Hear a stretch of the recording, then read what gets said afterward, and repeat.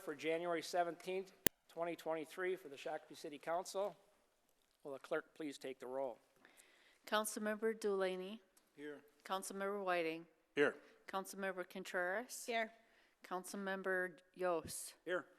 Mayor Lehman. Here. If you all want to join us for the Pledge of Allegiance, please. I pledge allegiance To the flag of the United States of America and to the republic for which it stands, one nation, under God, indivisible, with liberty and justice for all.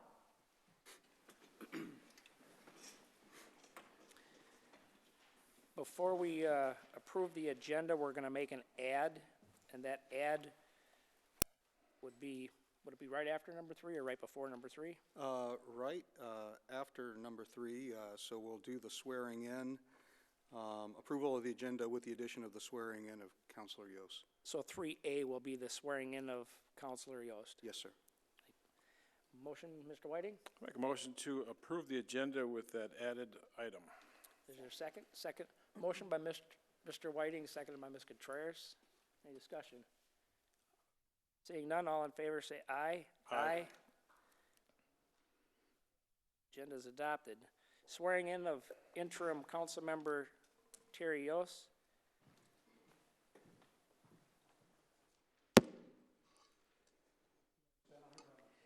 Yes. If you raise your right hand, please. I state your name. I, Terry Yost, Do solemnly swear do solemnly swear that I will support the Constitution of the United States, that I will support the Constitution of the United States, the Constitution of the State of Minnesota, the Constitution of the State of Minnesota, and that I will faithfully, justly, and impartially discharge the duties as a member of the office of council member of the city of Shakopee, Minnesota, to the best of my knowledge and ability, so help me God. Congratulations.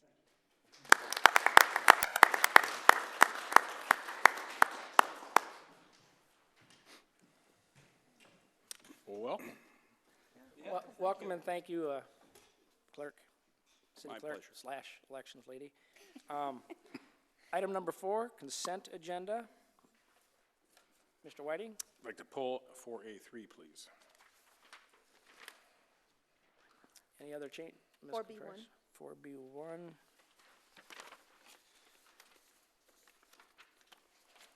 Any other changes to the consent agenda? Mr. Chair, or Mr. Mayor, 4B2, I think they're here for that one, is that correct?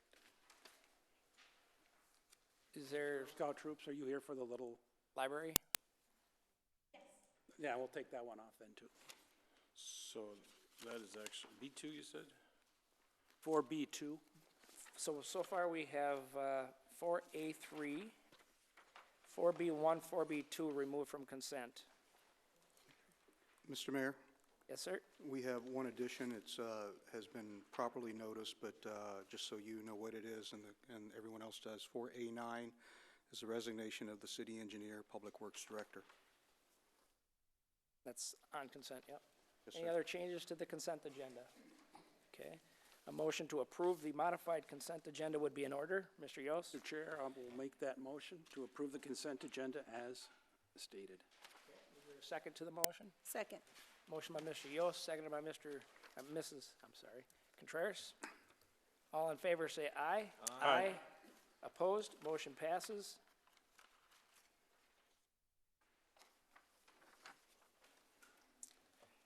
Item number 5. Recognition of any citizens in the audience that wish to address this council on matters not on the agenda. Please step up to the table here. Oh, we got one behind you there too. Who's first? Ron jumps in right away, so go ahead. No. I meant her, but go ahead, whatever you do. Fight it out, I don't know. This won't be long. As most of you, I think, know, my name is Ron Hosevar. I'm the Scott County Attorney, worked on the block. I just wanted to take a moment to come to introduce myself to the new council now that everybody has been sworn in, including myself. So I just wanted to take that opportunity to introduce myself to you again and let you know that I'm available for any questions or concerns that might come up with the city council throughout the next 4 years of my term. And have an open door, open phone policy. And with Mr. Mayor's permission, I'd like to approach and just give the council my cards.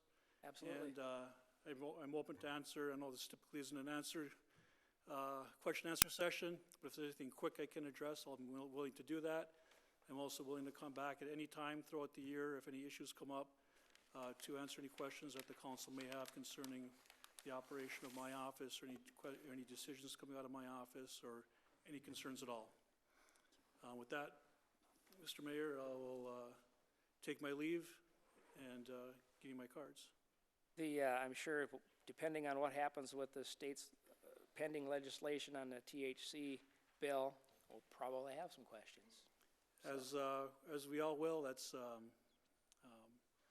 my professional opinion, a mess right now. So Like I said, we'll have to see what the end outcome is. we'll see how it all turns out. A lot of questions to be answered yet, and a lot of issues that I think need to be addressed by the legislators before that becomes a law. Mr. Whiting. Oh, thank you, Mr. Mayor. For our county attorney, Ron, I appreciate you coming in front of us. I don't remember that happening very often unless, and you've been here regularly, and I appreciate that. Thank you. Thank you. Appreciate it. Any other questions? Thank you, Mr. Great, thank you. Hosvar.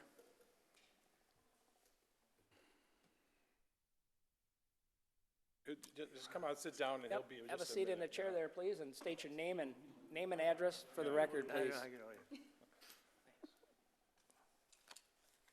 Even though we're in the same building. Thank you.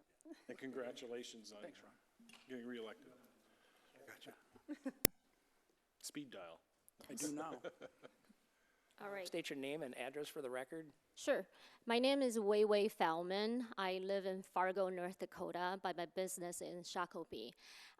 Dear Mayor Lemon and City Council member and staff, I'm an immigrant. I'm a mom of two. I'm the founder of Coda Botanics. We are a premium hemp CBD wellness business in town. We just opened our shop at Shakopee, just 2 doors away from Panera Bread. At our store, we carry 15 premium CBD brands with over 148 different types of products.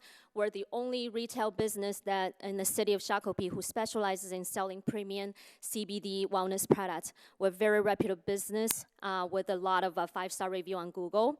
My store manager actually brought a snapshot of our store, so after this, we can give each one of you just to see how beautiful our store is. Anyways, I'm here today to ask for an exception from the city to allow us, Coda Botanics, to apply for the THC retail license.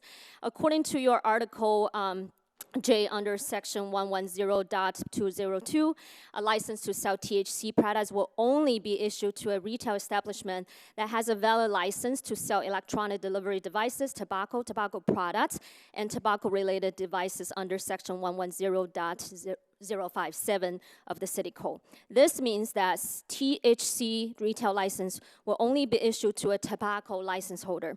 We are a little bit disappointed with the decision, so that's why we're here today to ask for your consideration to give us an exception. So first of all, THC and tobacco are totally 2 different merchandises. Unlike tobacco, THC is not a transactional commodity. It requires a lot of education and guidance in order for the consumers to understand how to properly use them for their health needs. THC is not all about euphoria. Depending on different ingredients, formulations, potency, THC could also deliver the health benefits for pain management, stress reduction, and also to help with sleep. This is a wellness commodity. As a well-established hemp retail business, we specialize in providing in-depth education and consultation to our customers. The average time when we spend with each new customer is about 40 minutes to an hour. We hold very high standards when choosing vendors or brands to work with based on their integrity, transparency, safety, and efficacy. also spend a tremendous amount of effort to train our employees, and we constantly provide education to our customers to help guide them through the entire purchase process. We're very proud of what we do, and this is what we do every single day. We, as a woman-owned wellness company, will not sell or consider selling tobacco products at all. We had customers coming in, wanted to access THC, but we had to turn them away because we don't have the THC license. The citizens of Shakopee deserve a safe environment to shop THC products without worries or discrimination. There are a lot of people who are moms like myself or senior citizens who are not tobacco users and don't want to be seen going into a tobacco store to buy THC. There is no doubt THC should be regulated through licensing measures, but we are asking the city to really consider making an exception to allow legit business like us to help to get the THC license without having to have a tobacco retail license. We can contribute a lot to the Shakopee community with our expertise and the excellence of products and service. We can also help educate the city staff to better understand hemp, cannabis, the plant, and the industry behind it for you to better administer this special wellness commodity in the near future. I welcome you all to visit our beautiful store to experience yourself. We're just 2 doors away from Panera Bread. Thank you for listening to me today. We hope we could have the support from the city so that we can better serve the citizens of Shakopee on their wellness needs. And I'm here to answer any questions that you might have. Thank you for your time.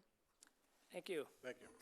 The process that we use for item number 5 for people to come forward, items not on the agenda, are not for us to discuss, find solutions, make decisions. It's to take the information in. Absolutely, Appreciate your information. Yep. I think you make some valid points. We'll see if we want to have our staff take a look at that. I'm sure there's probably going to be some changes depending on what the state statute does. Sure. But thank you for coming. Yeah. Appreciate Thank it. you. Thank you for your time. Yeah. Oh, Mr. Mayor? Just one suggestion, ma'am, I know you don't want to sell tobacco, but you can certainly get a tobacco license, which would then allow you the opportunity to get a THC license. yes, thank you. We thought about that, but my father died of lung cancer, so it pains me to get involved or get my hands with tobacco. For me, it's a personal issue, but we're willing to work with the city. If you don't have a perfect solution for us, that's definitely a route we would like to consider. But just deep down in my heart, I feel like there should be some exception to be considered. Like even Jordan, city of Jordan. I know it's totally different city, a different condition, but they allowed certain wellness business to help out the citizens because, like I said, we have so many citizens just struggle with chronic pain, depression, bipolar. THC is literally not all about euphoria. It can do a lot of good benefits with the right guidance to the customers. That's what we are here for, and that's what we do every day. Yep, and I would just again reiterate that it's very possible that whatever the state legislators do with this, they may do the licensing instead of the city. So we don't know where that's at just yet. Mr. Whiting. I was going to mention that too, again, to reiterate that, but also I always saw the THC license as tobacco or THC. It's the same thing, and it has to do with the checking of the age. Absolutely. We check our age, the age of our customers every single time we purchase products too. It's not, mandated, but we do that just so that we know they're all, legit buyers whatsoever. I get it, but then just the thing is that, like I mentioned in my expression earlier, these are 2 totally different commodities. Tobacco is very transactional. People come in, grab and go. When it comes to deal with THC, it really, a lot of people don't understand it. They just say, I'm a stoner, I'm gonna get high. But guess what? There are a lot of people rely on THC for pain as well. And then that's, it takes time for people to understand how to use it. Do you microdose? Do you take the full gummy? That's just a lot of things that we work with the customers together to get a result for them. And one thing about us, special about us, is that we always check in with with our customers. They will always get a text message from us a week after, say, hey, Jim, sorry, no Jim here. Michael, whatever, how is the product working for you? Do you have any questions about that? You know, like, because we really care about people's wellness. If this product doesn't work well for you, oh, maybe let's switch the formula. Let's switch to another ingredient. Oh, geez, are you allergic to coconuts? We didn't know that, but we can switch another product for you. So we really pay a lot of effort into the service. That's what we fully believe in. You know, they said this is a lot of people thought you own a hemp business, you are, sorry. We allocate 5-6 minutes, and we're over that. So I think we understand the gist of what you're asking. Sure. And I get it. I think we all understand. Thank you. And I appreciate you that. coming down Yep. and explaining that to us. Thank you. So- Thank you so much.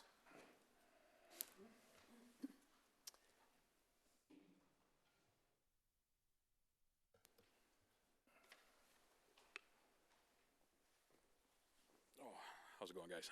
Name and address for the record. My name is Eric Condon. I run the Easy Street Tobacco Shop down off of Veerling Drive there. Previous to that, I helped run the e-cig store here for a number of years as well. As all of you know, the flavor ban went into effect here at the beginning of the year.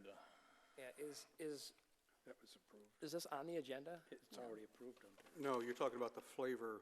I'm talking about suggesting a repeal of the flavor Okay, ban. go ahead, which, sorry. if that's on the docket tonight, excellent, but I doubt it. No, go ahead.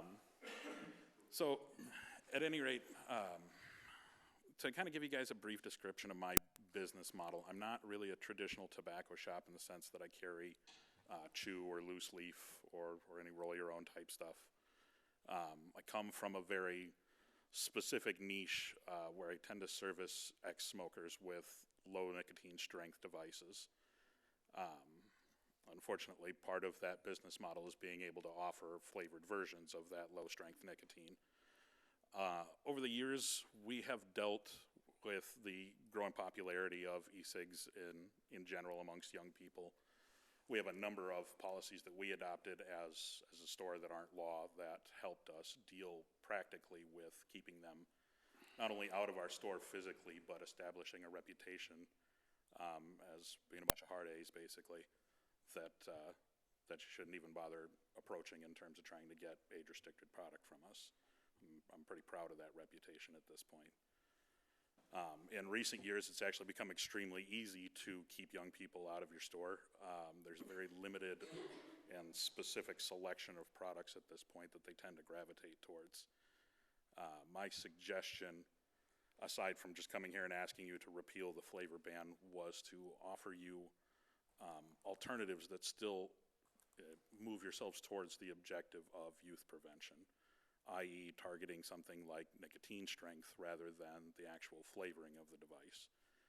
It's a more effective long-term solution, and it's going to actually, hit the kids in the product that they're interested in. It's not just going to give them the opportunity to squirrel away to Chaska or Chanhassen and get a flavored device, which is honestly, realistically, what's happening at this point.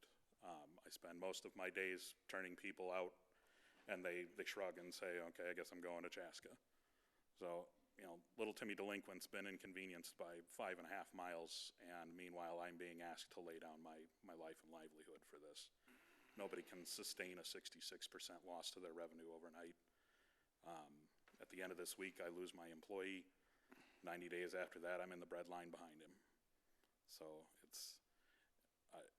I would hope that the city council considers a slightly more nuanced approach to youth tobacco prevention than just hit it with the prohibition hammer and hope that that works. Appreciate you coming. Thank you. Understand your concerns. My position is very clear. If it's a legal product by the state of Minnesota, it should be able to be sold in the city of Shakopee. Certainly. If it's banned by the state of Minnesota or the federal government, it should be banned across the state or across the country. So that was my position. It does take 3 members to have a majority to seek a different change. Mr. Whiting?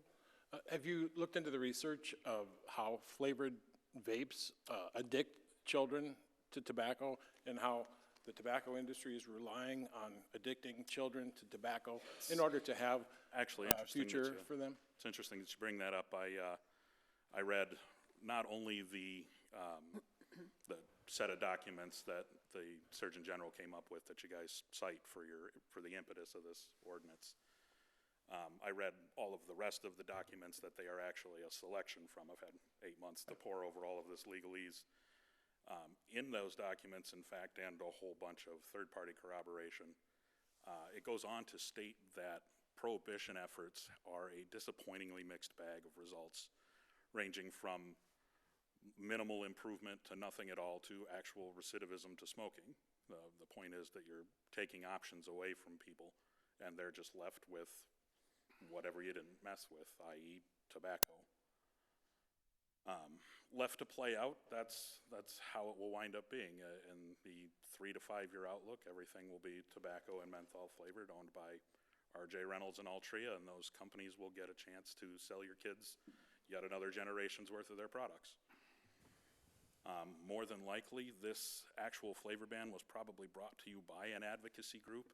One of the things that most people don't realize is that the master settlement agreement from when we sued the pants off of Big Tobacco in the late 90s actually funds most of these advocacy groups. They are, in a twist of irony, dependent on traditional tobacco sales in order to continue funding their employees. It's one of those road to hell paved with good intentions scenarios. Yep. Appreciate your time. We're certainly past our time allotment. Absolutely. Well, Thanks. thank you for letting me speak. Thanks for coming. Thank you.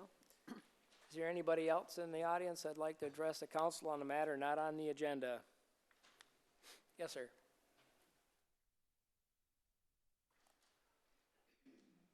And name and address for the record? Yes. My name is Saned Manasra. I live at 1701 Gatlin Lane, Shakopee, Minnesota.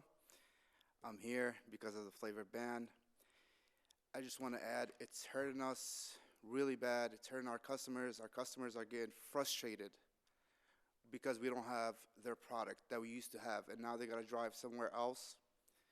It's killing our business. I'm asking is to change appeal this ban, please, and thank you. Appreciate your time. Thank you. Somebody left their glasses on the table, so if, Is that Ron? Ron it may have Hosler, been Ron. He'll be back. Send them a text message. want to grab them? Yeah. And just for the audience's knowledge, the chief of police is here acting in the interim assistant city administrator role in the absence of our assistant city administrator, But he's welcome anytime. except for when we're doing something wrong, of course. Anybody else in the audience that would like to address us on an item not on the agenda? Seeing none, we'll move along. Item number 6, business removed from consent. The first one would be 4A3 liaison appointments, and that was removed by Councilor Whiting. Mr. Whiting. Thank you, Mr. Mayor. It looks like, again, I'm losing appointments. That happened before. It's happening again. I'm not gaining any appointments. But one thing I do want to point out is you appointed yourself to the interview committee, and when Mayor Tabke did that, you railed against that, and just wondered if you want to address that hypocrisy. Oh, we've got plenty of hypocrisy to talk Well, about. let me finish first, because I know you can go on for a minute, but let me finish my thoughts here. I understand, the Public Utilities Commission is also typically something we've put on as a senior appointment, but I do understand Mr. Delaney's background in that, so I understand why that might be something that fits. But I do have a problem with Mr. Delaney, not with you, but you sitting on the interview committee for the Public Utilities position. So I would offer myself to sit as the liaison for the interview committee for the Public Utility Commission, because you can't have 2 committee members. That would be serving 2 masters, I guess. So. Okay. Is it not 2 masters to be serving as a council member and as a utility member, voting member of the utility? I saw it as a conflict of interest. Obviously, the council did not. So here it's a you got a good conflict of point. interest, but over here it's not, so. If you want to bring that up, it's a great discussion, so. Yep. And my thought on the interview committee, I'm not sure when the utility seats are up, but we may have our permanent special election council person at that time that could also do that interview committee task. So- I've served on that committee for many years. The Actually, only time, you served on it just the last term also, and that typically rotates. and I had it until the one time we had it together, and then, At least the one time you were on it, 10 years ago? several people, we had to actually shut a committee down because you placed all your friends on there. That's But, not true. That's not actually what happened. well, That's a lie, that- so. Not all your friends, but several that, we had to shut the committee down. So I'm concerned there, but I'm really concerned about that SPUC interview commission. We do need to make sure that that's not a conflict. Okay. Mayor, I have a quick question, Yes. really quick. For this buck, can you just clarify, is that a paid position? It is. So you're paid by the council and by SPUC, not just the per diem? It's both. No, it's both. At least it was when I was on it. It But, was both. Mr. Reynolds, but then you, if it's a paid, if you're getting your per diem at the SPUC position, you wouldn't get it from the city then? That's correct. Okay, so it's Isn't not a that double. that is a conflict then. If you're getting paid by the city and you're getting paid by SPUC, how can you come and say, then you are serving two masters, and you're saying, well, I can't really say this because I'm on the board of the public utility. The reason, paid. the reason it's, Not any- the reason it's legal is because there's a specific state statute that allows the city to appoint somebody to the utility commission. I personally would prefer to go back to a liaison. I floated that with staff. And the problem that we have with that is they have a vacancy because the current SPUC commissioner that was a council member, former Councilor Brennan, was elected to the county, is no longer on the utility, which leaves them in a position of a potential tie votes. And they will be cycling through another commissioner, at least. So For I interview. took that into consideration along with staff's input. And I tried to appoint somebody that was the least removed, most neutral, considering what has happened in the past between the two bodies. No, and I don't have a problem with it, just on the interview committee for that position. Mr. Chair, Mr. Yost? I do think if we have a special election, because the utility usually comes in the first meeting in April, I believe, is when they appoint.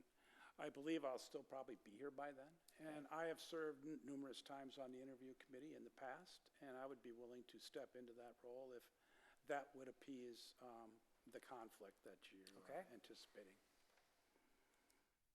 Well, again, I lose my interview committee position and not gain any positions here, so that's typically not what happens. Well- So, and then, well, unless you want to maybe work with it, how about the intergovernmental working group? I would love to sit on that committee. Would Well, you be willing to serve? that's with been the that? mayor's position for years, so that's not going to change.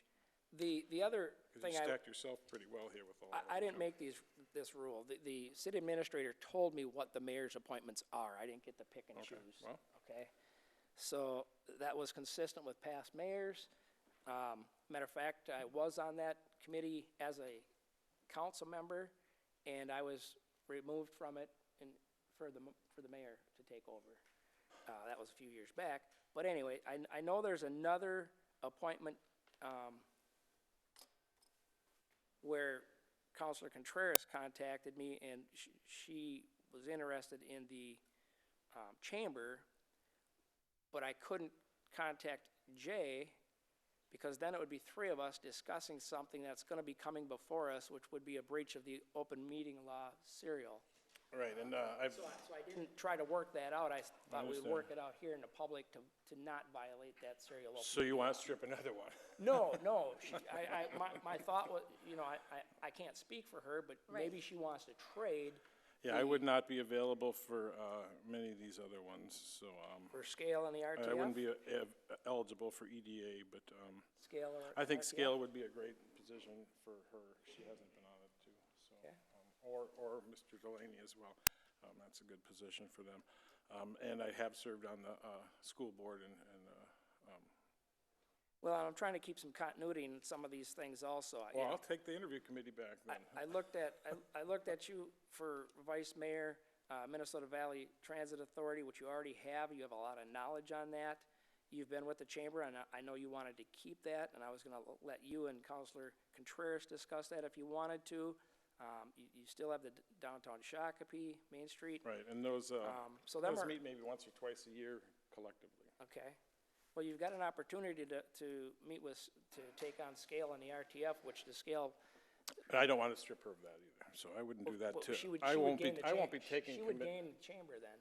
well, like I said, it meets 2 or 3 times a year, so it's not. So do you want to have more meetings by taking on, I'm not gonna lose another, I You would enjoy, gain. I enjoy, the chamber, and I'm not interested in Scale, because that's a Friday morning when I have to work, Yeah. so. okay? So I'm not So- available for that so- meeting. So I'm gonna stand by what I have here and recognizing that you probably, for the utility, will have Terry Yost do the interviewing in place of Jim Delaney, so that conflict isn't there.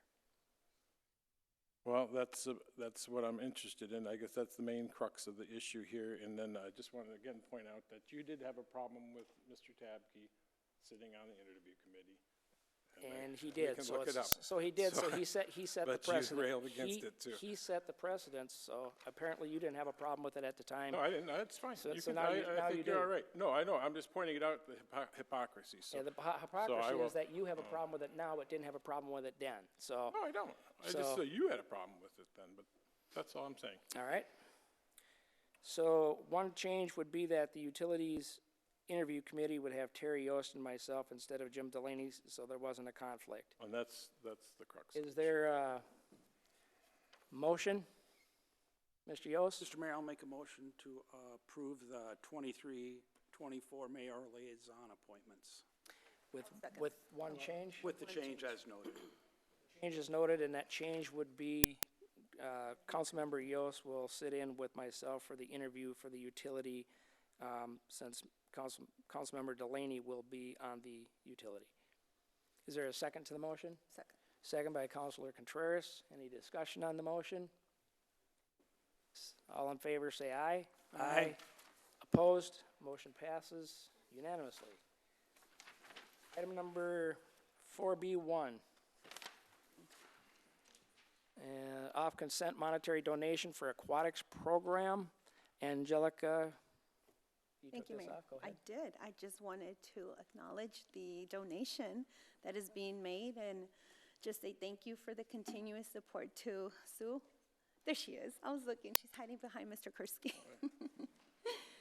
Thank you so much again for the support that you offer to our Shakopee women who, for some reason or another, I've said it another time before, due to life circumstances or where we grow up or whatever reason, we don't get that opportunity to learn how to swim. And there's this opportunity now, so thank you so much for doing this. Want to offer the motion, or? Mr. Well, Yost? I just want, Someone wants to Mr. say. Yost? well, I just want to acknowledge that I agree with you wholeheartedly. I know a couple women in my family had that same issue, and they never had any programs back then, so it's nice to hear that this is happening and taking place, and thank you for your donation.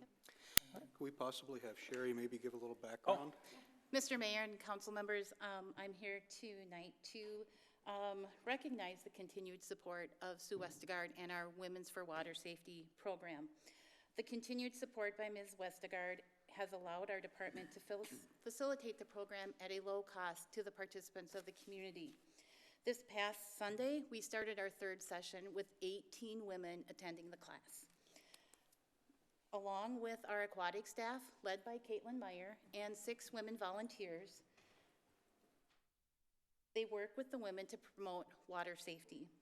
Sue Westergaard is actually here tonight to share a few words, and after she is finished, I do ask that you approve the resolution 2023-005, accepting the monetary donation from Sue Westergaard.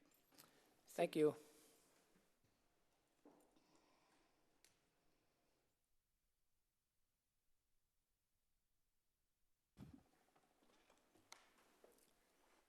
Mayor, members of the City Council, staff, members of the audience. My name is Sue Westergaard. Please accept my donation in honor of my mom, Helen Halverson. This donation to the Community Center and Park and Recs Department will support our third Women's Water Safety class. Some of you know part of my story. I started taking lessons to learn to swim in the winter of 2018. 20 half-hour classes later, I was confident enough to swim across the pool. I've continued swimming. During 2022, my Fitbit recorded my swimming, 371 miles for the year. As you can tell, I spend a lot of time at the community center. I would like to take this opportunity to thank the City of Shakopee, the Park and Recs Department, and the community center for the great facility we have. I swim 6 days a week and take water aerobics when it's available. The facility and the offerings that we have are first rate. Thank you. At a July council meeting, Councilwoman Contreras complimented me on seeing beyond. I spent a fair amount of time thinking about her comment. What life experiences have I had that have let me see beyond? From fall of 2011 until COVID closed things down, I was a volunteer for Scott County, teaching yoga one night a week at the Scott County Jail to both female and male inmates. I also suspect that 45 years of teaching mathematics to teenagers has provided me with lots of chances to see beyond the obvious. Having breakfast bars available because many of my students did not want their peers to know they qualified for free and reduced lunch. During the second week of school, seeing that something was bothering one of my students, I asked him if he knew the young man that was killed the previous evening. It was his brother. He came to school because it was safe there. He knew he could get help and he would get fed. Attending a traditional Hmong funeral for one of my students who was killed as part of a domestic violence situation. Helping a young man pick up his cap and gown.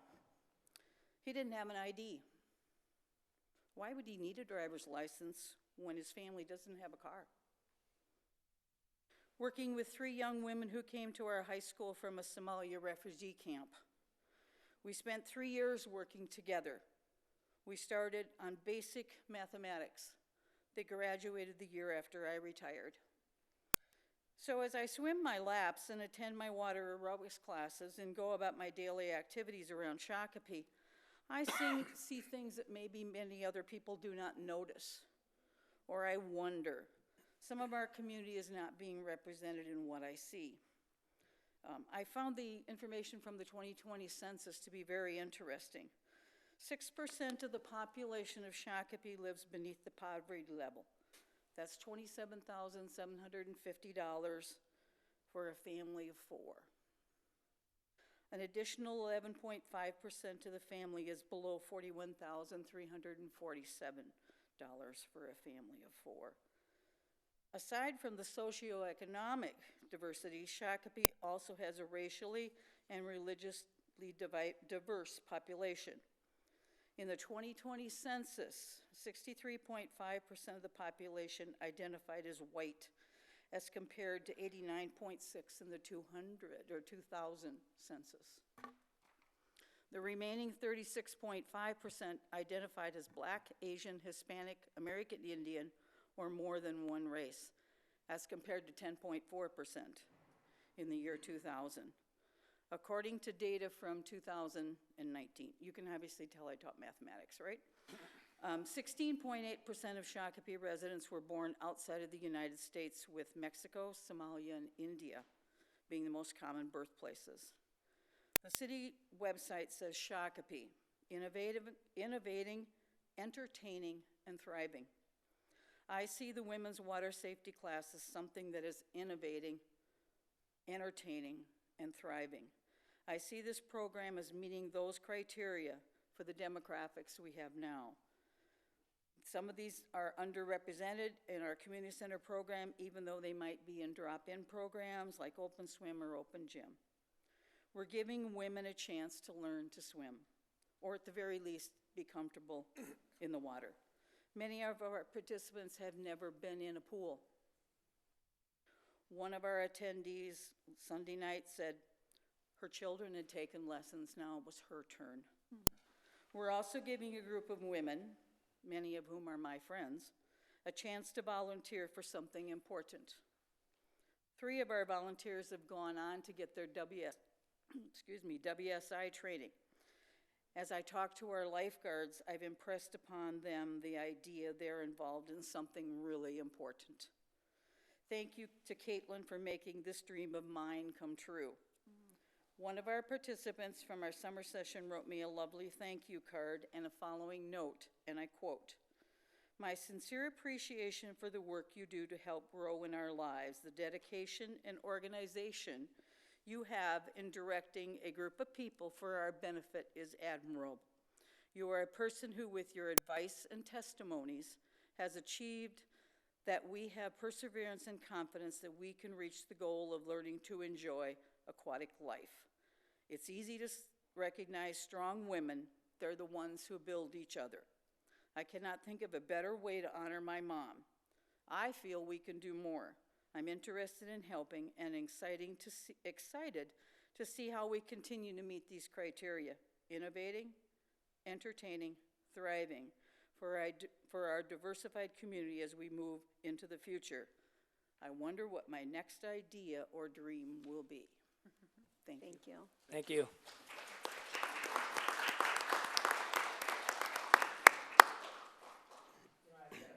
My oldest sister taught for many years in a place in Florida. Granted, they only have 2 oceans compared to our 10, 20,000 lakes. It's a nonprofit called The Gift of Swimming, and it was for very young kids, male and female. And the goal was to stop the unnecessary drownings. Dad, on the other hand, was World War II Navy veteran, and I could swim like a fish. Any other comments? Ms. Contreras? It's not a comment. I'm ready to make my approval if you let me make that motion. I'd like to make the motion to approve Resolution R 2023-005, accepting monetary donation of $1,500 from Sue Westergaard. Is there a second to the motion? Mr. Delaney? Second. A motion by Contreras, second by Delaney. Any discussion? And a donation over 1,000, I believe, takes 2/3 vote. Any discussion? Seeing none, all in favor say aye. Aye. Opposed? Motion passes unanimously. Thank you. Thank you.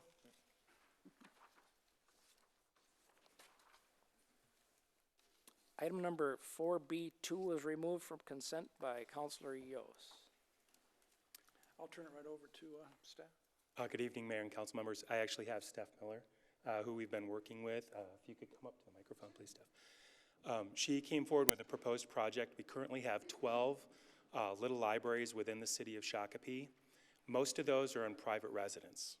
Only 2 of those are located in city parks. One of those is Glacier, which was approved by this body last year to honor the loss of a family member. And the other one's in Royalty Park. It's been there for quite a while. The Girl Scouts are proposing to put them in 2 of their neighborhood parks and covering the costs, doing the labor, investing that sweat equity. And they also have a long-term plan in terms of ensuring sustainment of this as these young ladies grow up and leave the Scouts. The Scouting program has a plan to sustain it as they move through. Very nice. Go ahead. Hi, as Jay introduced myself, my name is Stephanie Miller. I live at 1720 Pebble Terrace. Pull that microphone a little closer, please. Oh, sorry. There you go. Thank you. Yep. Hi, my name is Stephanie Miller. I live at 1720 Pebble Terrace, and I happen to be a co-leader for my daughter's Brownie Troop, and my co-leader is here with us. She's behind me. And a couple of our girls are here with us too, and the other troop leader and a few of her girls are here with us too. They are right in the back. And Little Free Library, I was actually also behind a project for my employer, C.H. Robinson, for Little Free Library as well. And the one that I helped put in is at Riverbend Park in Savage. So I also worked with their Parks and Rec and their diversity board to get that Little Free Library in as well. And also what a lot of people don't know about Little Free Library is that it's actually a 501c3 organization, and they happen to be based here in St. Paul, Minnesota. And Little Free Libraries are in over 100 countries, and they're on every continent, even Antarctica. And the Little Free Libraries will also complete what is called a Take Action project for each troop, which a Take Action project is a community service project that has a lasting impact, and that impact is either maintained by the troop itself or the community, depending on what the Take Action project is. It's more than, say, going somewhere and volunteering for a couple hours on a Saturday. Like, it's something that's actually ongoing and sustaining. One second, Mr. White. Mike, a question that I had, great job, by the way, and to all of you in the audience, great job. How do you decide what books go into which boxes, or is it just? They're all based on community donations, and also just when they are community sustained, anyone from the community can contribute to a Little Free Library. So if you, do you buy them, or do you use them and return them to another place? You can buy brand new books if you want, or if you, say, have books laying around your house that you want to donate and get rid of, you can put them in a Little Free Library too. And if you want to read a book out of the library, you just take one? Yep. But you don't have to return it to the same box, you can No. return it to a different box you as don't long have as to. it's from the same program, huh? Yeah, the whole motto is take a book, leave a book. That's pretty cool. Okay. Mr. Whiting? Thank you. So it's an exchange program, and Yes. I've used it, so if I'm done with the book, I'll go see what's in there and take one and put one back. Yes. But my question is the Girl Scouts actually going to be involved in the project hands-on? Yes. And I'll vote for it if we can get some pictures sent to Parks and Rec so that we can celebrate this. And, Absolutely. I'll look for some books. Absolutely. We'll take lots and lots of pictures. You can count on that. Thanks. He's teasing because, I don't know. I don't know. Mr. Mayor, yes, Ms. Yost. for Whiting's note, can we have your conferees come up to this podium? We can get a picture for us? Absolutely. That would be great. Yeah. Have the girls and all the volunteers come up. And council, straighten your chairs up if you're gonna go out for the picture. You don't have to, well, You want to take a picture?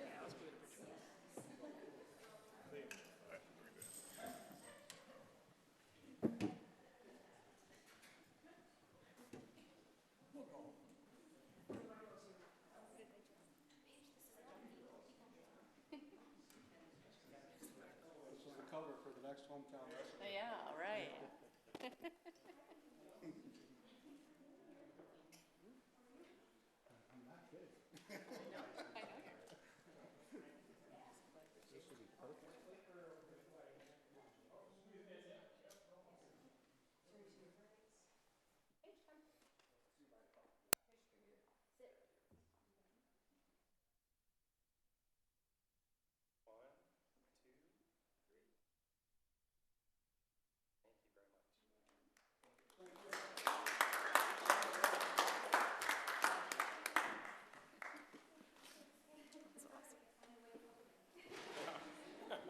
he can stay. Like, oh, I'm comfortable.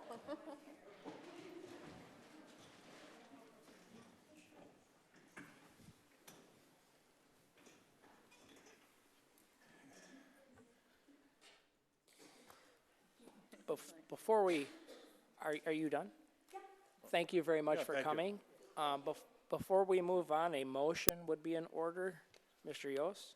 Mr. Chair, or Mr. Mayor, I would like to offer Shakopee Girl Scouts proposed project donation for 2 Little Free Libraries to be installed at Hiawatha and Cloverleaf Parks. Is there a second to the I'll motion? second that. Motion by Mr. Yost, seconded by Mr. Whiting. Any discussion on the motion? Discussion? Seeing none, all in favor say aye. Aye. Opposed? Motion passes unanimously. All right, congratulations. Yep, thank you. Thank you. Thank you. And Councilor Whiting got his picture. Yeah. Well, I want to see the boxes. You want to though. see the boxes?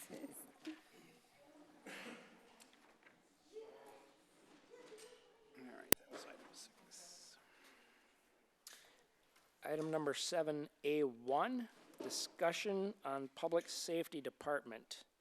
And who is going to be leading that? Mr. Reynolds. Thank you, Mr. Mayor, members of council. I had discussions with a couple of you, actually, that were thinking that this would be a good time to take a look in regards to the possibility of having a public safety department. Before staff dove in too deep, I wanted to kind of get some direction from you as a group to determine what it is that you wanted us to do. In a preliminary look at things, it's clear that there is no real cookie cutter for a Department of Public Safety. Literally everyone that has it structures it differently. So, you know, everything I say is a generalization based upon that. We did look at two of our comparable cities do have a public safety director and a public safety department. Blaine and Maplewood, they have different structures, as I said, and some different responsibilities than we have. But we went ahead and looked in the metro area as well, and Plymouth, Fridley, Woodbury, Mankato all have a structure, none of which are the same, by the way. And I just wanted to put this out and see if we could get some direction from council on if you'd like us to look at this a little closer and maybe even come up with an organizational chart if this is what you're looking for. It would be a long process.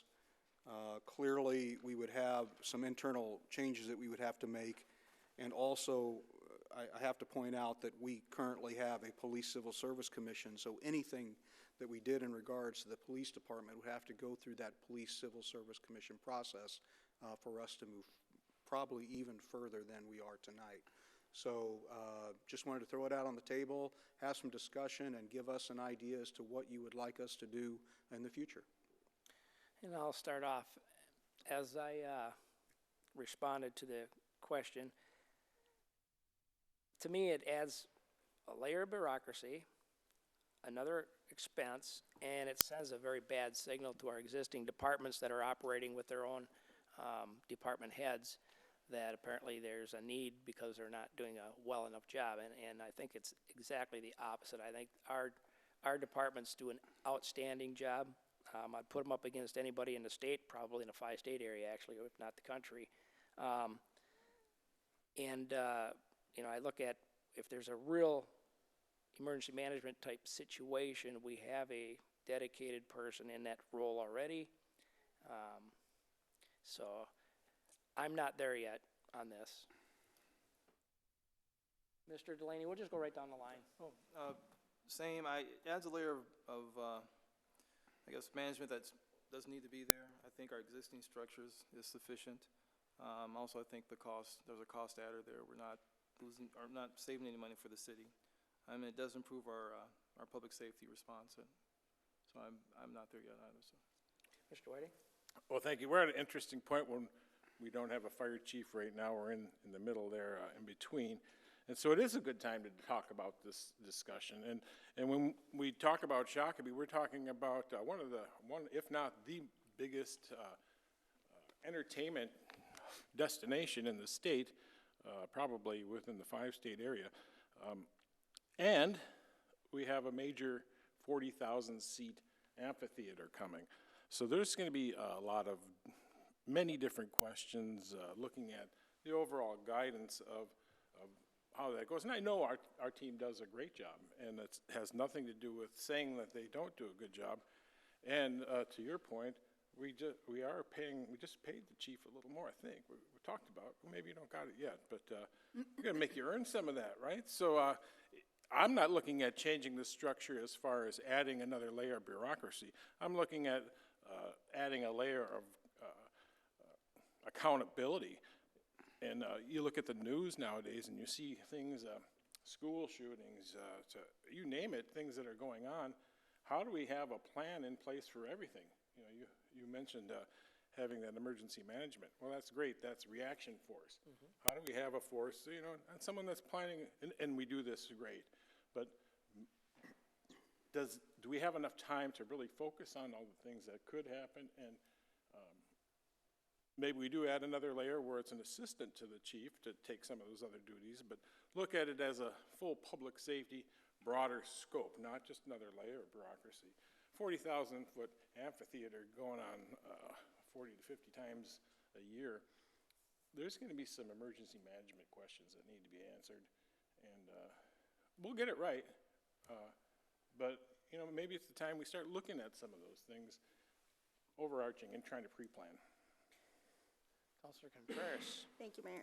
I did have tons of questions. I was just wondering what exactly we were trying to fix, knowing that we do have that position open.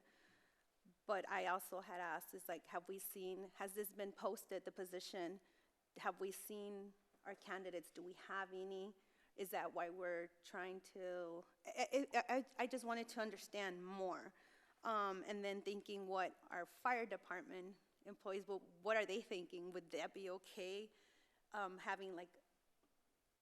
Having someone from like the police department to come and take, to be over them? I don't know. What does the chief think? I mean, if he would be interested in that position. It was just tons of questions, so I'm not there yet. Yes, I understand that the amphitheater is coming, and we need to be aware and look ahead. Well, so there is still lots of to do, but I don't know if I'm quite there yet. Not quite, Mr. Reynolds. Let me just Sure. go down the list here. Mr. Yost, you're next, and then we'll let Yeah. Mr. Reynolds comment. I guess as I look at it, on the face value of the report that I have, and I had touched base with Mr. Reynolds on it a little bit. When I look at Shakopee and I look at some of the other cities that are mentioned in here, our look is completely different than what they are. We're not a Plymouth, we're not a Woodbury. We are a freestanding community, and we've been awarded. I know I've seen the awards come through for the police department, and our fire department is very well recognized as well.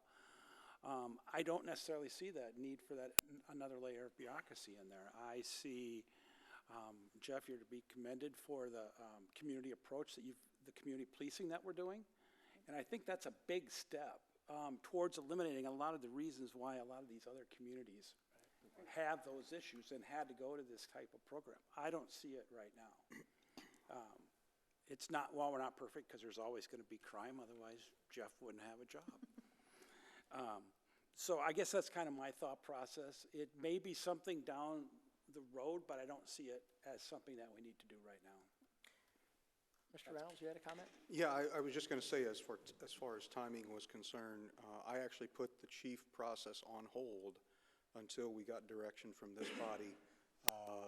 That way, if you had wanted us to go somewhere, we were nimble enough and we could do it. So we don't have any candidates at this point.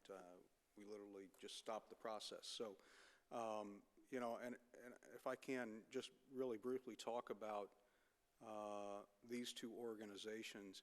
I mean, first of all, clearly, this is the best police department I've ever had the honor to serve with. Internationally recognized, I mean, and a lot of that, frankly, has to do with this council and the support it's given the police department on some innovative programs. There's that word, innovative, including allowing us to do 50+2, which allows the police department to some flexibility, recognizing if they have a retirement coming up in a year and they've got a quality candidate, they can latch onto them. And yes, it'll be over their 50 allocation, but knowing that it takes almost a year to get someone coming in that hasn't had prior experience on the road, that flexibility has meant a lot to the department as a whole. I think both of these organizations are outstanding organizations, and I just wanted to make sure that we were doing what the council wanted to do in regards to this. I will say that it's clear that the nature, especially of policing, has changed. And we as an organization, I think, have to recognize that. And Chief Tate and I have had many discussions on that particular issue, and recognizing that the pool of eligible candidates, back in the day when probably Chief Tate was hired, there were hundreds of people in a gym.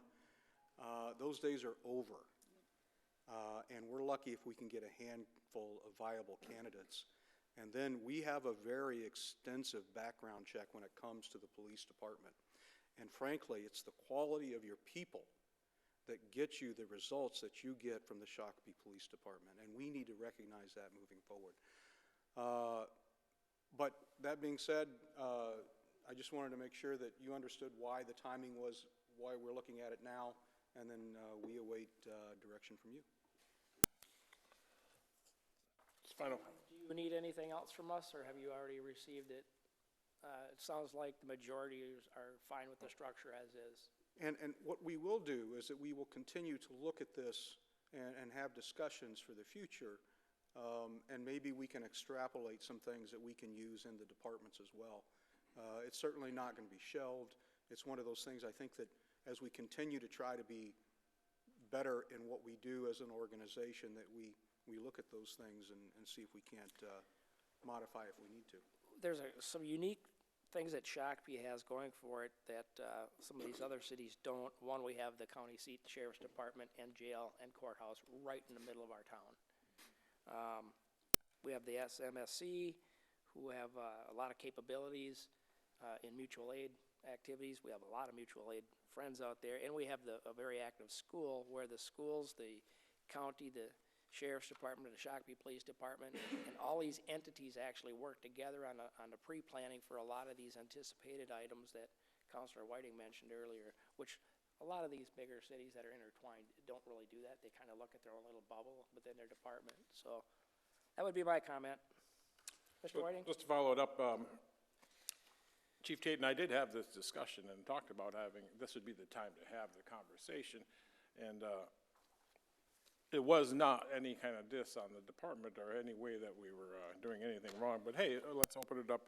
It's a great time to look at it and discuss it. So with that, I understand where you're all coming from, but I think, like you mentioned, in the future, we may want to start looking at some more of those opportunities to plan ahead and give the chief enough latitude so he can take the time to have those trainings and do those things. And I know we already do, but if we need to do more.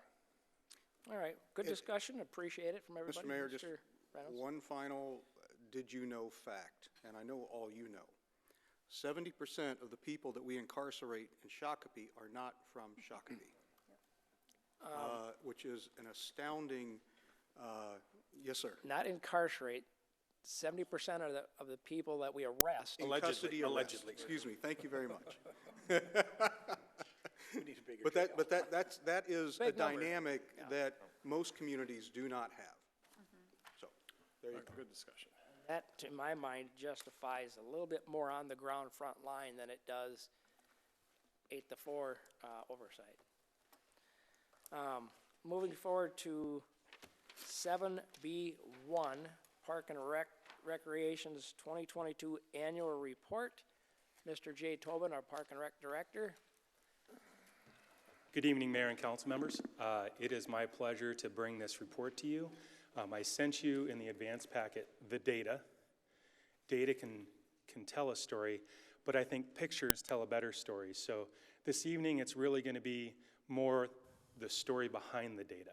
That's the information that I want to cover this evening, and then address any questions that you might have.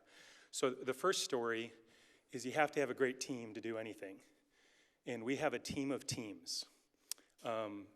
We have separate divisions, but no division can accomplish its tasks unilaterally. We have to help each other out. And that also includes the planning department, parks maintenance department. We are constantly showing up in each other's spaces to help each other out because we have significant staffing issues. So you don't see it on this chart, but what you don't see is the dozens and dozens of vacancies that we have in part-time positions, which puts a tremendous amount of stress on my permanent part-timers and my full-time staff. Now, we're blessed to not have a retention issue, but they're worked hard because they're serving the community of Shakopee well. They take a lot of pride in what they do, and they don't have enough resources, specifically in staffing, to do the work that they do. And because they're dedicated, they step up and they do it themselves. But they can't do it forever. And that isn't an ask from you. I was just at a state meeting on Friday. This is a common problem, not just in the Parks and Recreation world. It's a common problem in the world today. We don't have the people to do the work that needs to be done. And so we have to ask questions. We have a very innovative staff that collaborates. So you'll see in these pictures and in this story, partnerships are key to what we do.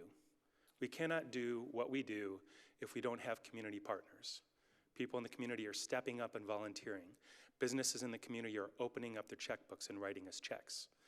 People in the community are volunteering to take care of our parks. So we can't do what we do without the partnerships that we have. And even with those amazing partnerships, it's hard. And so even our part-time, when you see the numbers, we have part-time employees that are working in multiple divisions. at 15 years old.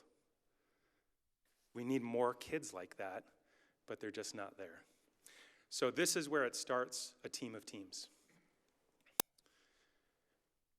I was so happy to have Sue put that plug in for the community center. You see 210,023 total visits. That's people that checked in. That doesn't include the people that showed up for the parties. That doesn't include the support staff that showed up for the program. That doesn't include all the families that showed up for the swimming lessons. That's people that checked in with a day pass, an annual membership. They checked in. That's a lot of check-ins. The big number is the walking track visits have almost doubled. We're back up above pre-COVID. People love that walking track, especially in the winter. It gets heavily used. Membership packages, we're looking at strategies to improve that, but we're doing well. In talking to our peers in other agencies, we're doing better than some of them are. Part of what helped us out is there was a facility just south of us, a YMCA, that shut down a couple years ago, so a bunch of those members migrated here. Another reason is in neighboring communities, you get a tremendous amount of value at our facility. And so they're coming because it's great facilities at a reasonable price. They can afford it. And so this is key to serving Shakopee, but it's also serving the region. People are coming here because it's a great space. They love the birthday parties. This is a record high, 388. Prior to this, our record was 380, and we're only doing more. Our hours of paid rentals is on par with what was happening pre-COVID, and we've added some more spaces to try and do more. And this was one of the activation of spaces projects that you approved. We took what was a very large dead space for almost 2 years that was dedicated previously to Kids Cove, and we've broken it up into what can be 3 rentable spaces, and we have had times when all 3 are rented. So in the upper right-hand corner, you see a very professional meeting space. We have businesses that rent that to engage with the public, to hold their meetings. In the lower left-hand corner, that's a 40-person multi-purpose space. We've had parties in there. We have union meetings in there. So it's very easy to be used for multi-purposes. And then that center space, you can't see it, but it's decked out as a birthday space now. It just opened the first of the year, and it's already been booked since the first of the year. And that space opens right into the playground. And so this is really for the smaller kids, typically 10 and under. So if you were to go and look at it now, it's decorated, it's got little table, little chairs, and they love it. Oops, there we go. So the ice arena, if you look in the lower picture, that big branding the space Sabres banner was donated by the Booster Club, and it has gotten a lot of great traction. People love it. And what we're able to do then to the left and the right, we've started selling advertising banners to local businesses, and the businesses are really happy about that. We've changed our strategy for advertising, going to 3-year contracts, predictability for the customer, predictability for us. So we're not trying to sell every space every year. So now we've got a very predictable revenue stream going forward. Trying to be a good partner in that space between the blue lines, half between the blue line to the red line. The Youth Hockey Association can sell those for whatever they want to sell to try and raise some money to support their activities. And on the other side of the red line, the boosters can sell those to try and support their activities. All the rest of the dashers we sell, as well as the benches, and I mentioned those banners. You see in the foreground, we added a drink bar in both rinks. As people stand there and watched, it's unique if you've ever been to an ice arena to have at glass level, your feet at glass level. Usually, you're below that. So people would set their drinks on the floor, and they get kicked all over the place. It was a maintenance headache. Every game, the guys were cleaning up a mess. I saw these at a rink in Wisconsin. We came back. We worked with our vendor. They came in, and it's been great. No more spilled drinks. Yeah. It's right there on the glass. And then you see in that upper right-hand picture the historic jersey and the photos that were donated here to this body last year. at the 50th anniversary of the hockey in Shakopee. We're hoping to build that out some more. We haven't had any more donors step forward, unfortunately. But if you know of anybody, we're happy to accept the donations.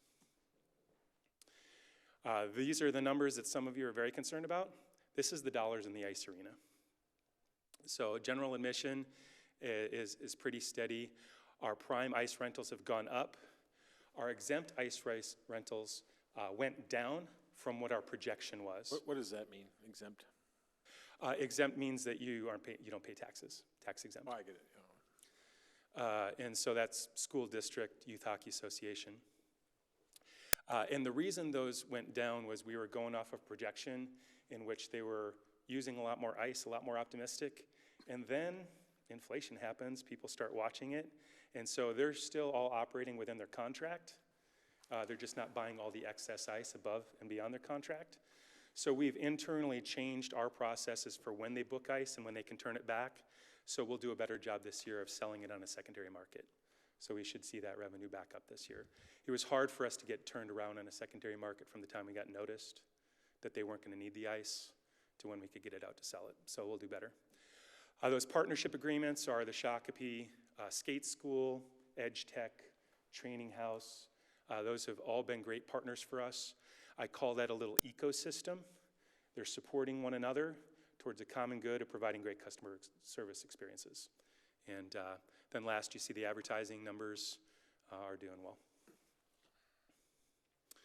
Training House is one of those partners. I'm happy to say that they've got customers in there. It was a delay. They came to this body last year. They were opening up in April, and then they couldn't get everything going because they couldn't get the materials. So it was a slow stutter step because they couldn't get the space converted fully. It wasn't actually completed until the 1st of October as they were waiting on materials. But they are cooking with Crisco now. For our programming, lots of great pictures. The great thing, the water classes that she talked about, if we had more water instructors, water aerobics instructors, that would be even more numbers. We just don't have enough instructors. There's a wait list for all of those classes.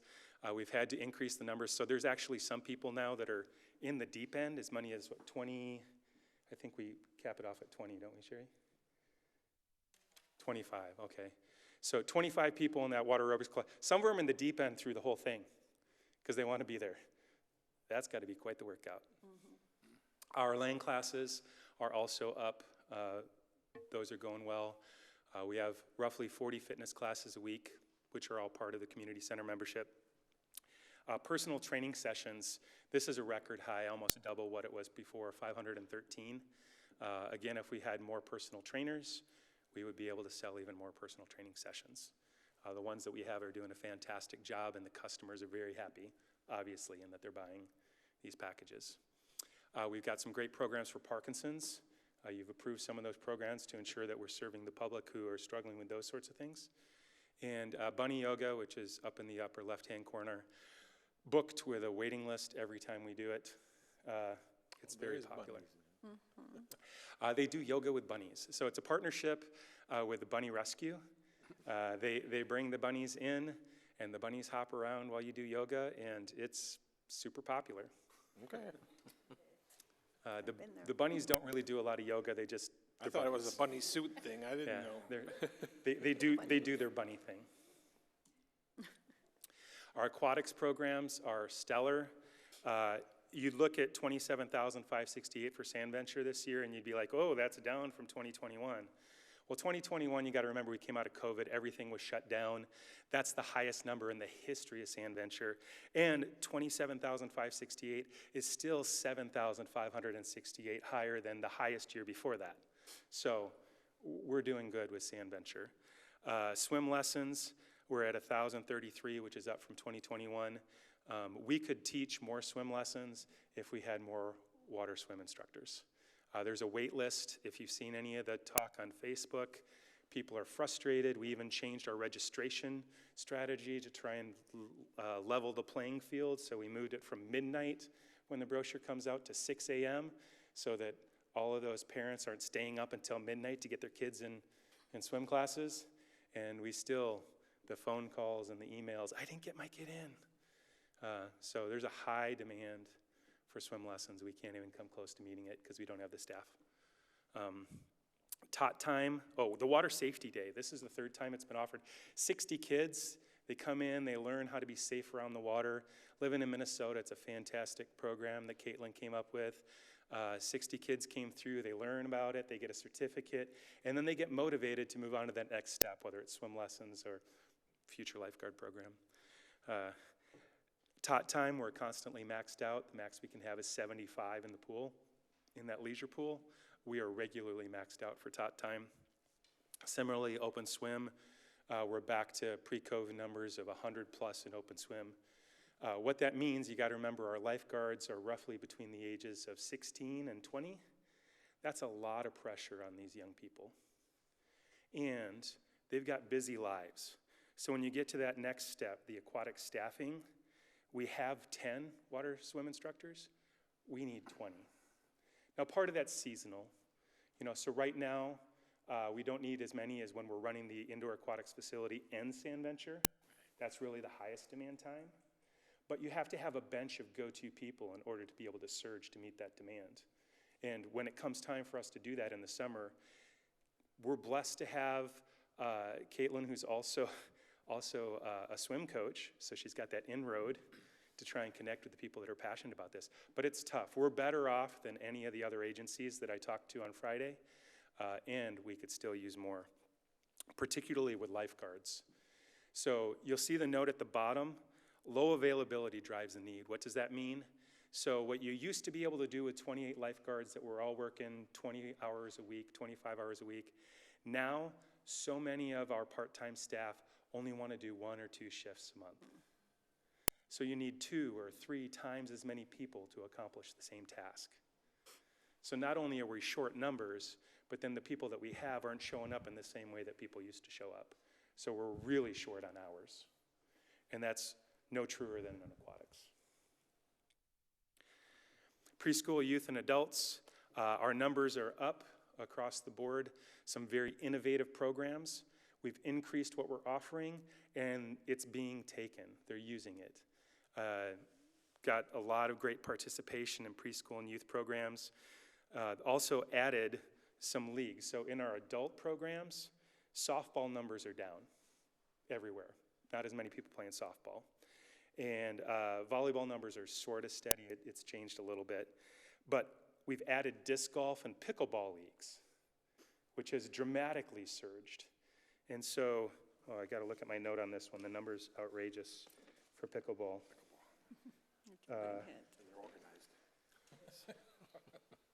Yeah, so pickleball, it was like 9,000. Sorry, I need it, yeah. No, sorry, 5,190. Up from 3,000 last year. And that's when we're counting indoor pickleball. That doesn't even touch what they're doing outside at the pickleball courts. That sport is exploding. And so the Pickleball League has been fantastic to capture that interest, give it some direction, and yeah, that's been great. And then same for disc golf. We've got I never knew there was a thing called a putting league. So disc golfers, just like regular golfers, want to work on their putting. And so through a tremendous partnership with the American Legion, we have a putting league that's been going on this winter. So popular, we added a second section. We're doing it again. So they're meeting at the American Legion in partnership with them to practice putting disc golf. So fantastic job from the staff to find out what the people want and finding innovative ways to make it happen. Like I said, partnership. Right. They're doing it at the Legion.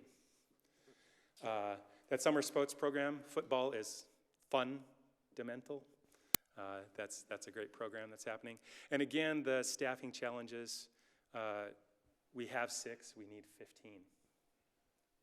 And so we're trying creative ways to try and solve that. Talking about outdoor again, we needed 15 warming house attendants. We got 2. Active older adults, they're coming back, and it's so great to see. We're back to pre-COVID numbers. We've offered 73 programs, had 1,110 participants. The cards and coffee participation is almost 3,500 people. So if you come in there at the right time and you like to play cards, these can be your people because they love having another hand. And then we're offering great programs to help them thrive, getting back to that thrive part of our identity as a community. So we offer healthy living through partnership with Hy-Vee, different healthcare providers on nutrition, stress management, how to take care of yourself. We do lunch and learn programs in which they learn about how the fire department works in the community, police department, sheriff's department, leadership from the community comes forward. We offer day trip programs that helps build community, help them socialize and get out when they can't otherwise get out. They go to concerts and museums, to the theater, they explore, and they also like to learn about our community. So the historical and heritage societies regularly come and present programs so that they understand the space in which they live. Park services, Huber Park, 6 weddings. 6 weddings last year. How many are we booked for this year, Sherry? So we've already got 8 for 2023, and it's not even the end of January yet. Concerts and movies, we've been able to offer that through partnership. We've had sponsors step up and pay the full cost for us to be able to do the concerts, and they fully sponsored the movies, which has allowed us to make better choices, or be more selective, I guess is a better way, to be more selective in terms of who we book for concerts. Park rentals are going good. The log cabin, about 1,400 hours. Our shelter rentals, about 2,300, and good revenue on our park rentals. On the lower right-hand corner, you'll see that's our platform that you register. Very user-friendly. You approved us to transition to Civic Rec last year, and it's been fantastic for the community. You can, online from your phone, reserve what you want when you want it. And if you got any questions, it can be flagged for staff to follow up. Since we changed the rules on the log cabin, has that increased bookings? It has. So I think, I mentioned this before, I think alcohol was sometimes being used there anyway, but now we've made them honest. Okay. So now they feel a lot more comfortable applying for that permit, paying the fee, and then leaving it in the trash when they leave. Good to know. So, we did have to change it up. We tried the strategy of breaking it up between a morning session and an afternoon session, and what we discovered after about 6 months was customers did not like that. Customers really prefer to be able to book it for a whole day event. And so we had a lot of vacancies, or in some cases people just wouldn't book it because I need to get in there and I need to set it up so it's perfect for my family, whatever, my birthday party, my anniversary. And so then they'd find another venue because they couldn't get the time to book it. So listening to the customers, we stopped doing that. And our rentals went back up. Special events, did 8 this past year that were just Parks and Recreation specific events with about 5,500 participants. And we've also are partnering with a lot of different events. You probably saw us at Rhythm on the Rails, the Halloween, the holiday. Happy to have brought the big win home for Parks and Recreation, 2nd year in a row. That's the team all dressed like Whoville. Partnership with the police department and Bark in the Park, Stuff and Fluff, those have been really cool experiences for folks who came down. That upper left-hand corner, I love this picture. The Minnesota Deer Hunters, we did an archery event. Archery's kind of had a resurgence. There's been a lot of interest, and we've had a staff member that has gotten appropriate certifications so that he's able to teach a lot more classes. So he's had private lessons, and he's been pretty booked for this programming. But that, man, what a great event. Multi-generational, multicultural, all with the common focus of learning how to throw an arrow downrange. And then the Let's Go Fishing event you see there, and towards the center, right there in Lions Park, our great partners, the Shakopee Lions Club. And this is our bread and butter right now. Sponsors, donations, and volunteers. Carla Cross does a fantastic job for the community, because it's not even if people aren't stepping forward at that time, she's building relationships in which people are coming back later. So more than 75 businesses, organizations, and individuals saved the city $57,402 this year. That's significant. had 926 hours just for events and programs that saved us about $28,000. And going around, that one in the upper left-hand corner, that was we're trying to do events at Sand Venture now, and so that was a Sand Venture event. Of course, the Halloween event, the Easter event. The staff is doing a fantastic job of not only doing innovative things, but finding innovative partners that are coming forward with new ways to think and do things. And then our Adopt a Park program. When this was taken over by Carla a couple years ago, there were only 7 parks adopted in the community. We're now at 26.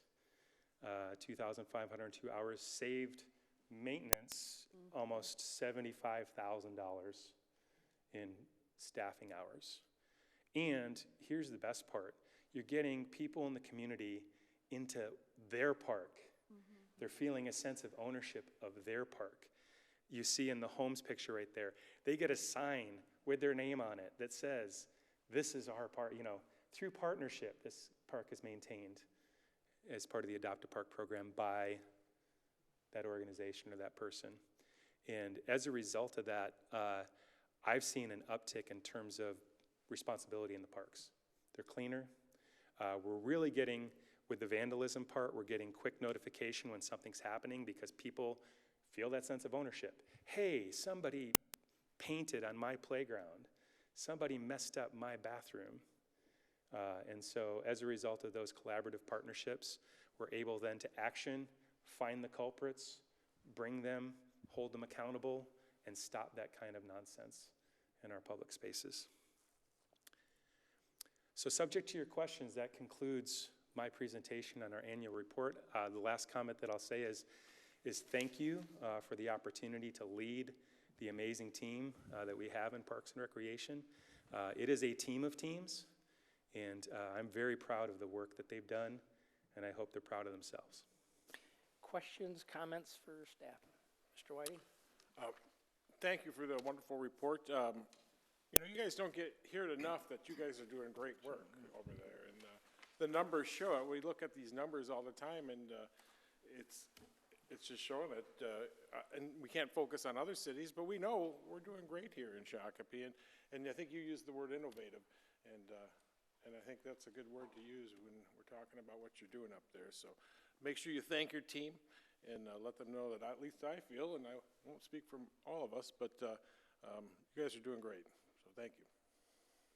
Mr. Delaney? Yeah, I'd like to say the same thing, thank you. I don't know if you had a chance to go over and take a look at the Park and Rec Center, but you guys are doing a great job. There's some really cool partnerships, and it looks like you're going to get batting cages in there sometime, which is make it even more popular. So definitely go over and take a look. It's I think it's since my kids were grown and now I haven't been over there, but I've been over there since, and it's really changed. So thank you. Ms. Contreras? Thank you, Mayor. I've been part of those pictures, a lot of those pictures, and I want to say thank you to your staff, to you and to your staff. And in my behalf, you let them know that I'm super proud of the work, and thank you for picking up all the shifts that someone else could do and we don't have. So thank you so much. And we're listening. Unfortunately, it's a worldwide issue. I wish we could get more people. Can't get your teenagers. Right, I know. Go and maybe, that's true, maybe we can go talk to our seniors, somebody. But anyway, thank you so much. Thank you to your staff. Anybody else? I will kudos to that, though I've only been here for one couple hours. I've been here, though, for 40 years, so I've been around in Scenic Grow, and I do appreciate the efforts of your staff and what's going on in the community. And I do like the fact that we're adapting to the new technologies that are out there and the new games. I mean, this pickleball, who'd have thought that? I mean, it's like 5 years ago, there was no such thing that I know of. And now it's here, and it's big-time stuff. It's good to see that we're adapting quickly to those scenarios. So thank you. My turn. I would say, first, you know, there's some real challenges that I think the community center has. And I say that I've had this discussion with you once before. The size of the building and the energy price increases that we're seeing, and electricity prices increases, inflation in general, everything that you can't control, you know, comes back and like the rest of our departments, costs money and hurts them departments and our taxpayers. Granted, we can't control these things. They're policies at higher levels that are causing this, but that aside, I would say that to you and all your staff and your volunteers and even the participants, it's very much appreciated that everybody is using our services. And I think the other thing that's missing is, you know, we can look at the community center itself and the services offered there, or even the outside aquatics park. What we often forget is there's so many other things that you and your team are involved in throughout the community. You know, we see that at the Christmas tree lighting event. Just anywhere there's a community thing going on, there's you and your helpers and your volunteers and your staff doing something. So it's just much more than just the community center. So kudos to you and all your staff and volunteers. My deep appreciation to all you folks for everything that you do. I think it's a lot of things that go unrecognized. And if there's anything that we can convey to our community that would help you, by all means, please let us know, okay? And your staff and your volunteers. So if you're looking for a very part-time job to help with lifeguarding or donating time with the elderly or any other, there's plenty of opportunities out there. Please contact the Park and Rec Department, and they would certainly like to hear from you. Free advertisement for you. Do your knitting while you're watching the Warren House. Yeah. Absolutely. Mr.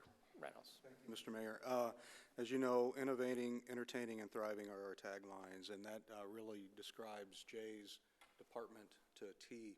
But let's start with the innovation factor. When Jay come on board, I mean, Jay he's a money guy. He's a finance guy. He did have some experience in the past with rec programming and with his time in the Army. But the reality is that, as most people remember, you know, there was a lot of focus on the community center. It was divisive when it was passed.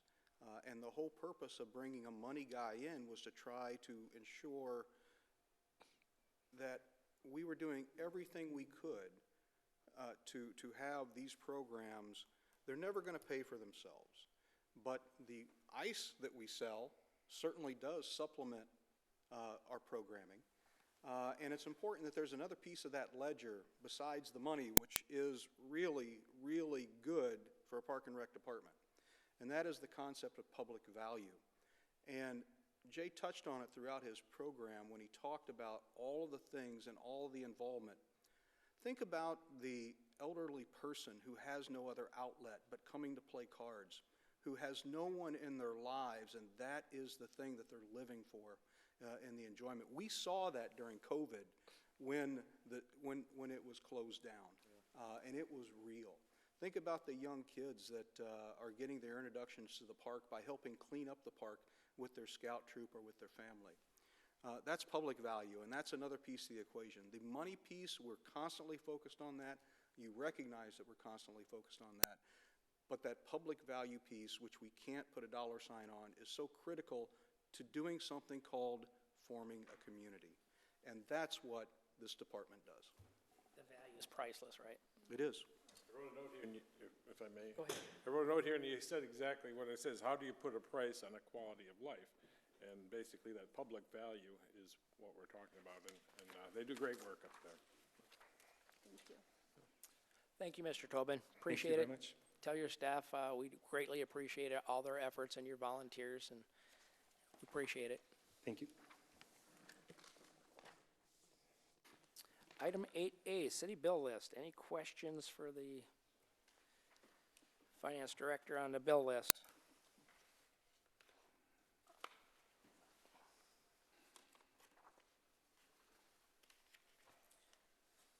Any questions? Liaison reports.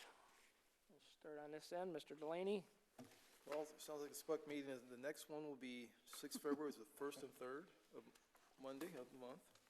I thank you for pointing me to that. I love engineering. I love being Folst Engineering. I think this will provide me an opportunity to give back to my community as being part of that board, so I really appreciate that. Thank you.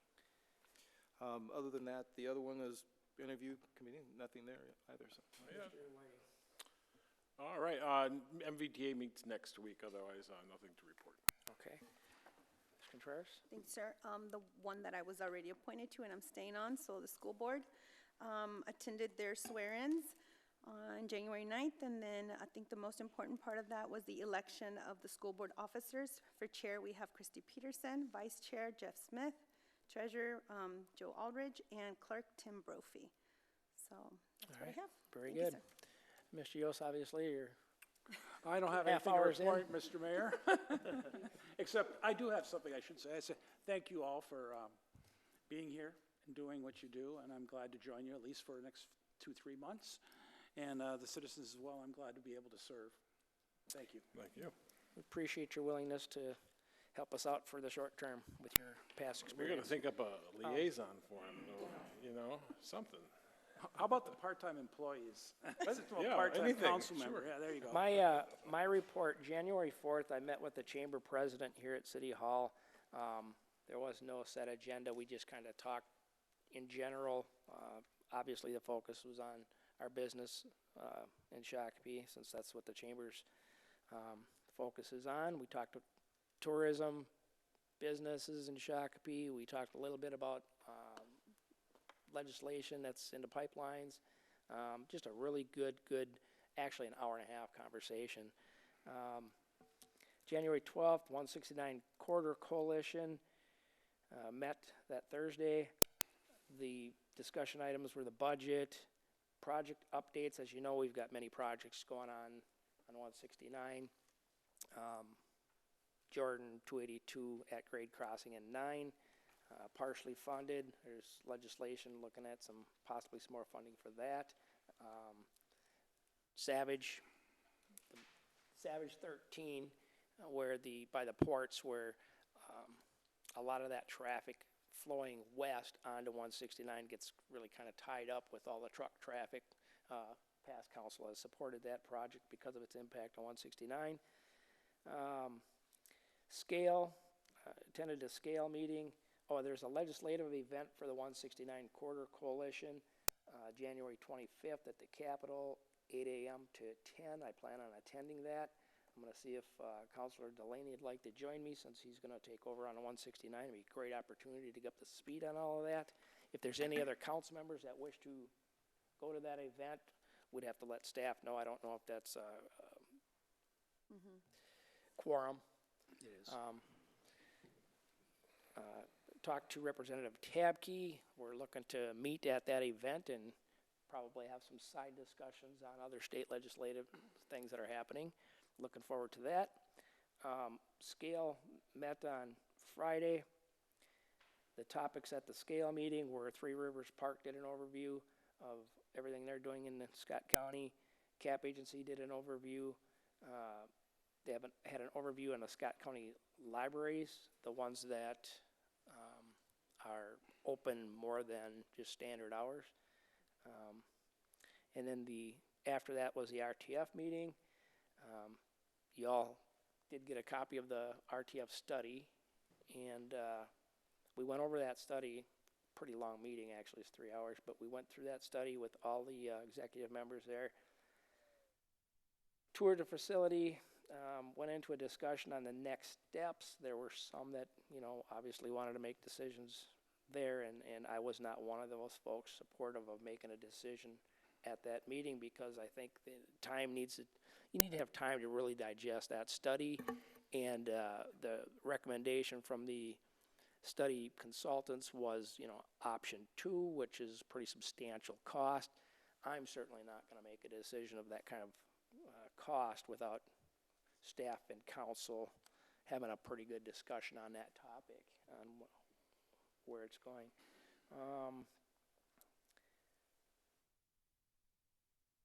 I think that's all I have at this point. Any questions? Okay. Mr. Mayor, just real quick on the RTF. Yes. I was planning on bringing that discussion on the 7th of February. and we'll have that report as part of the discussion documentation, and then hopefully we can get some direction on what you would like staff to do as part of that process. Right, and as a membership, you know, we have to think, what are our needs, what are these costs? There's really some unique things about that agreement, because you can figure your costs today, but you don't know what the membership might be in 6 months, a year, or 5 years of a 20-year funded build-out or things of that nature. So it's going to be a good discussion. Does everybody have a copy of that study? I don't. Can we get Counselor Yost a copy of that study? I did not get it to you. Yep. That was, I will Yeah, do that tomorrow. If I may, if we could get staff's input on their feelings on their usage numbers, things like that, how much we're using it and how much we're spending, of course. But Yeah, and we'll have both police and fire, obviously, as part of that discussion, because they're the main users of the RTF. Do our public works use it for anything like confined spaces or anything like that? No? Okay. No, sir. All right, okay. Since they don't, then we don't, I guess they don't need their input. Okay, very good. Any other business, city administrator's report? Sorry. Nothing for me, sir. Okay. Any other business? Any other business? I have one question. With so many discussions about the flavored tobacco ban, I know that some are actually banned, I think at the federal level, certain kinds of stuff, and I'm not sure if the state actually banned certain, I don't know if it's flavored or if it's oil, tobacco, whatever it is. I don't use the stuff, so I don't know. But is there any interest to hear of 3 or more members to direct staff to take a look at allowing the stuff that is legal to be able to be used in Shakopee? I think we need to have a public hearing on that. You know, the lobbyist groups will want to speak. You too, have no idea what kind of force will come down. We open that thing back up again. And the fact is it's addicting kids. You guys want to addict kids to tobacco? I'm not into that. Yeah, kids shouldn't be able to purchase this stuff. The numbers are there. That's what addicts the kids. Flavored tobaccos. What happens, I guess, Go ahead. past point of sale? I mean, you can't control that. You're basically impacting. You can if you don't sell it. Well, fentanyl is not legal, and it's killing hundreds of thousands of people, and nobody seems to want to do anything about that. So It's illegal in Shakopee. it's illegal in the whole country. But anyway, this side. Yeah, I would, I wasn't part of your discussion before, so I'd be willing to listen to it, to see what it is. I must tell you right away, I'm a former smoker, so we're the worst kind to try to convince to, knowing how hard it is to get off of the stuff and all that. So I'll give you that caveat right up front. Yeah. But I would like to take a look at it. Anyway. No offense, this is not a discussion for an interim council member. Yep. I think we need to wait till we have a full contingency. Otherwise, we'll be pulling it back again. The only thing that just morally bothers me is when local units of government, be it cities, counties, ban legal products in the state. And do the right thing for And, the citizens. and whether you like the product or not, it's really not about the product for me. It's about Kids. what would stop a council from banning red paint because they don't like the color red paint? What stops them from banning something that's a legal product? And I They just, did ban red paint. It was dangerous. I think it's wrong for local, I think where it really falls is the state or. Excuse me? We have some more Yeah, there. yeah. This discussion is between the council and not open to the public. The point I'm making is that I think if the state wants to ban a product, it should be banned across the state. If the federal government wants to ban a product, it should be banned across the country.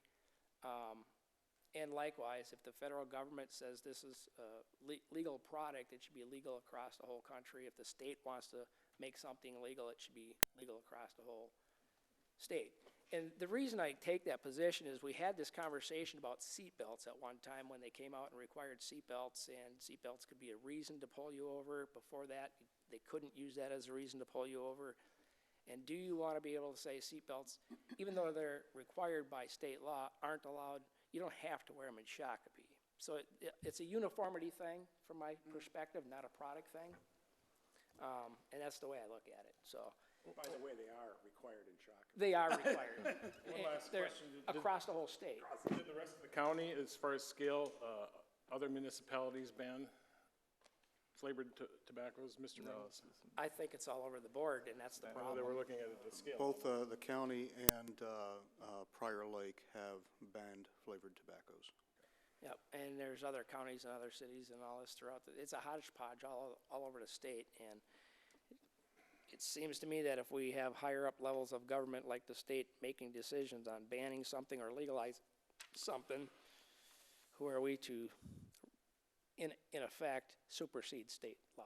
My last Right. point would be that this is how it starts. When you make law, it starts at a small level. Certain lower municipalities make rules that ban Well, things, and then the no. counties say, all right, well, other ones are doing it, and then it grows from there. That's No, how I laws are made. see it the opposite. If everybody wanted to lobby the state to ban all fruit-flavored tobaccos, the state should then ban them all, and it should be uniform across the state. Well, when more That's counties and cities how I'm do. looking at it, okay? So just, good discussion anyway. Any other business? Seeing none, is there a motion to adjourn to Mr. Yost? Mr. Mayor, I make a motion to adjourn till Tuesday, February 7th, 2023 at 7 PM. Is there a second? Second. Motion by Yost, seconded by Delaney. Actually, quick input. Who put these up there, thank you very much. These are really actually helpful. Thank you. All in favor of the motion, say aye. Aye. Opposed? Motion passes unanimously. Thank you.